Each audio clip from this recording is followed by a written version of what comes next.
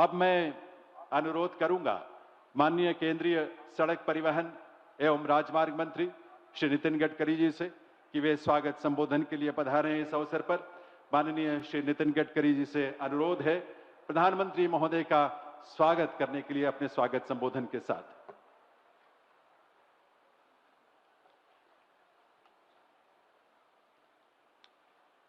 हमारे देश के लोकप्रिय प्रधानमंत्री आदरणीय नरेंद्र मोदी जी, आदरणीय राज्यपाल महोदय, आदरणीय मुख्यमंत्री महोदय, मेरे विभाग के आदरणीय राज्य मंत्री अजय जी, पूर्व राज्यपाल, पूर्व मुख्यमंत्री, सभी मंत्रीगण, सांसदगण, विधायकगण और उपस्थित सभी भाइयों और बहनों,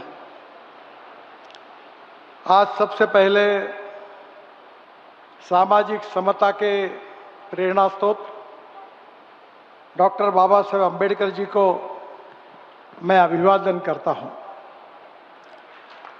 आज मुझे खुशी है कि आज उत्तराखंड के लिए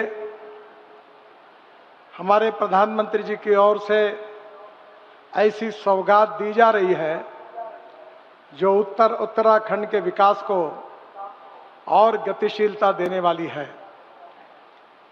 मैं अक्सर एक बात याद रखता हूं कि American president John F Kennedy ji ने कहा था कि American roads are not good because America is rich, but America is rich because American roads are good.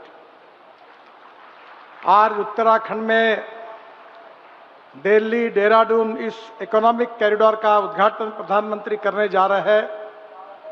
ये केवल आर्थिक कॉरिडोर नहीं है, तो ये उत्तराखंड के विकास को गति देने वाला, आर्थिक विकास के साथ साथ रोजगार को निर्माण करने वाला और पर्यटन को गतिशीलता देने वाला ऐसा प्रकल्प है।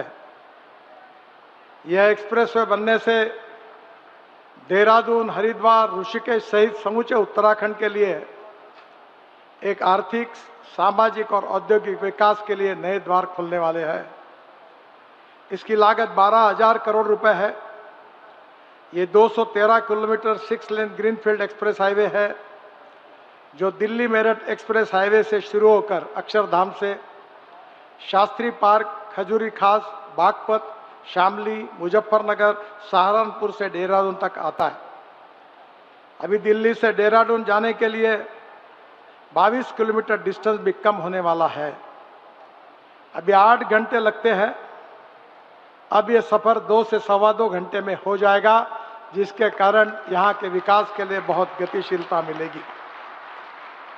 सहारनपुर बाईपास से हरिद्वार तक 51 किलोमीटर 6 लेन का स्पर रोड जून में, उसका भी हम उद्घाटन करेंगे। गणेशपुर से देहरादून के बीच 12 किलोमीटर का एलिवेटेड कॉरिडोर है। उसके साथ हमने वाइल्ड लाइफ के लिए विशेष रूप से प्रोटेक्ट किया है। मुझे बहुत खुशी है कि ethics, economy, ecology and environment, ये तीनों हमारे सोसाइटी के महत्वपूर्ण पिलर है। एक तरफ विकास भी करना है और दूसरी ओर इकोलॉजी एंड एनवायरनमेंट को प्रोटेक्ट करना है। अभी प्रधानमंत्री जी ने बहुत अच्छे तरीके से निरीक्षण किया है।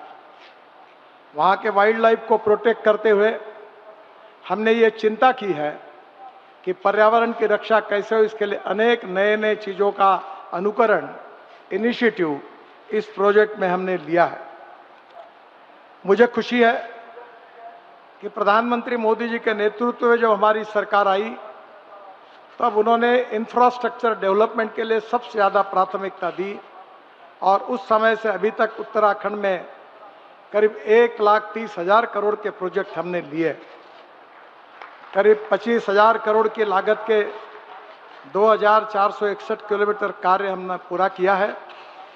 जो प्रोजेक्ट चल रहे हैं वो 35,000 करोड़ के हैं और आने वाले जो प्रोजेक्ट है वो करीब 80,000 करोड़ के प्रोजेक्ट लगातार डीपीआर और पाइपलाइन में है। मुझे बहुत खुशी है कि 1650 करोड़ की लागत से पोटा साहिब से देहरादून होकर बल्लभपुर तक 4 लेन मार्ग मई 2026 में शुरू हो जाएगा। हिमाचल प्रदेश और उत्तराखंड के धार्मिक स्थलों के बीच अच्छी कनेक्टिविटी हो जाएगी। 1600 करोड़ की लागत से हरिद्वार में 4 लेन ग्रीनफील्ड बाईपास फेज 1 अक्टूबर 2026 तक पूरा हो जाएगा, जिससे दिल्ली से हरिद्वार तथा ऋषिकेश जाने में ट्रैफिक जाम की समस्या हल होगी। 1100 करोड़ की लागत से ऋषिकेश बाईपास बहुत महत्वपूर्ण है। अभी मार्च में उसको सैंक्शन हुआ है, हमारे प्रधानमंत्री जी ने कैबिनेट में उसको अप्रूवल दिया है और अगस्त तक इसका काम भी शुरू हो जाएगा। करीब 1050 करोड़ की लागत से 21 किलोमीटर लंबा रुद्रपुर में 4 लेन बाईपास अक्टूबर 2026 में पूरा हो जाएगा। 936 करोड़ की लागत से 15 किलोमीटर लंबा काशीपुर से 4 लेन बाईपास दिसंबर 2026 में पूरा होगा। 716 करोड़ की लागत से 12 किलोमीटर लंबा देहरादून से झाझरा होकर आशारोडी तक 4 लेन एलिवेटेड रोड का हम निर्माण कर रहे हैं और जो अप्रैल 2027 में पूरा हो जाएगा।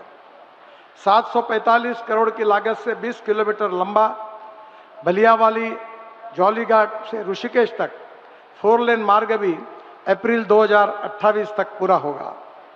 630 करोड़ की लागत से 60 किलोमीटर लंबा जोशीमठ से मलारी तक 2 लेन मार्ग दिसंबर 2026 में पूरा हो जाएगा। मुझे खुशी है कि आने वाले समय में जो प्रोजेक्ट इस राज्य में शुरू होने वाले हैं वो ये राज्य की तस्वीर निश्चित रूप से बदलने वाले हैं। 1700 करोड़ की लागत से देहरादून से 4 लेन बाईपास जो मई 2026 तक उसका डीपीआर होकर हम काम शुरू करेंगे।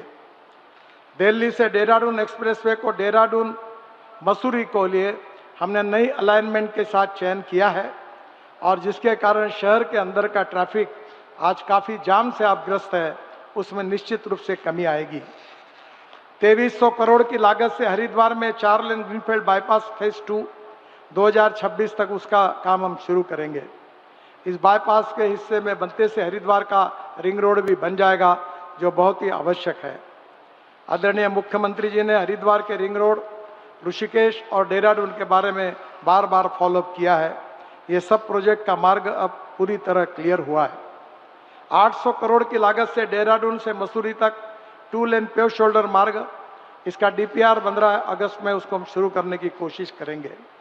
800 करोड़ की लागत से श्रीनगर में 2 लेन बाईपास का भी डीपीआर बन रहा है, जल्दी उसको हम शुरू करेंगे।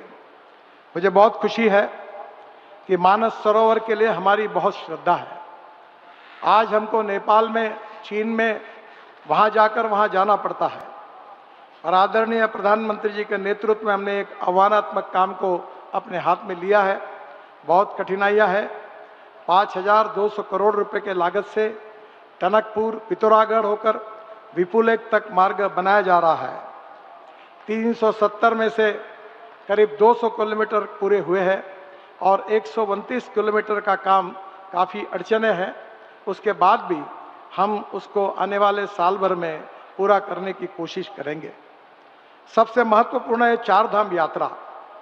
12,000 करोड़ की लागत से 825 किलोमीटर की परियोजना में 640 किलोमीटर का काम पूरा हुआ है। बद्रीनाथ धाम में 3800 करोड़ की लागत से ऋषिकेश से बद्रीनाथ धाम तक जो मार्ग है वो 255 किलोमीटर का काम पूरा हुआ है। 25 किलोमीटर का काम अगस्त 2027 तक पूरा होगा। केदारनाथ धाम में 1300 करोड़ की लागत से रुद्रप्रयाग से गौरीकुंड तक दिसंबर 2026 तक हम उसको शुरू करेंगे।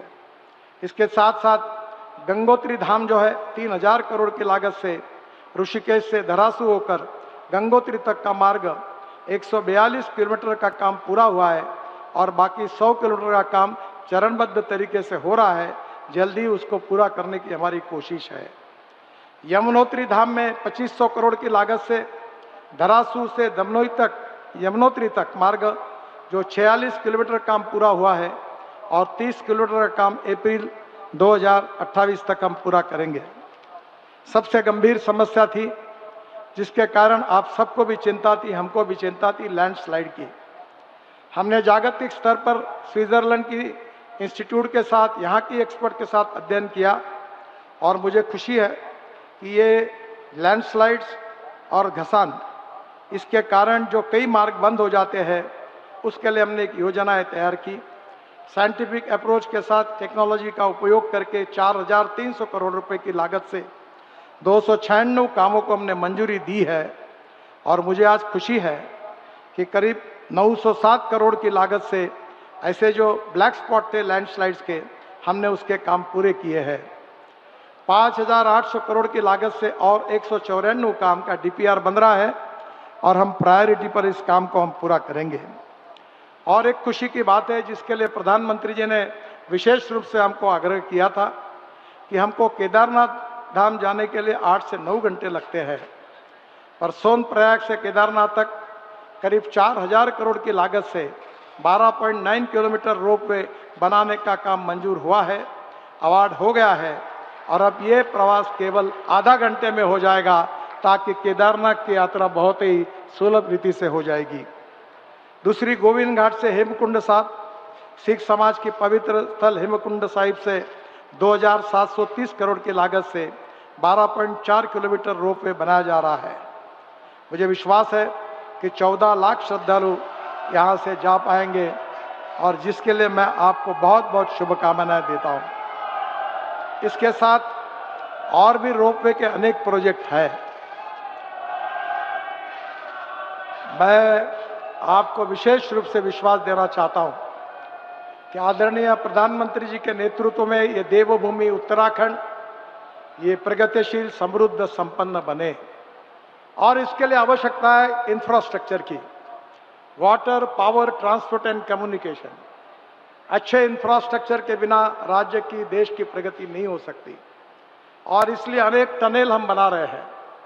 अनेक जगह पर रोड के बजाय टनल का अब बनाने की योजना हमने हाथ में ली है, ताकि लैंडस्लाइड्स के कारण कोई धोखा न हो। हम बेस्ट से बेस्ट टेक्नोलॉजी का उपयोग भी कर रहे हैं।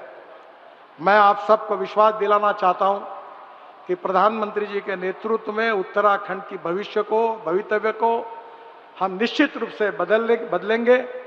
और ये जो इंफ्रास्ट्रक्चर अच्छा होगा, इससे पर्यटन का सबसे ज़्यादा फायदा होगा।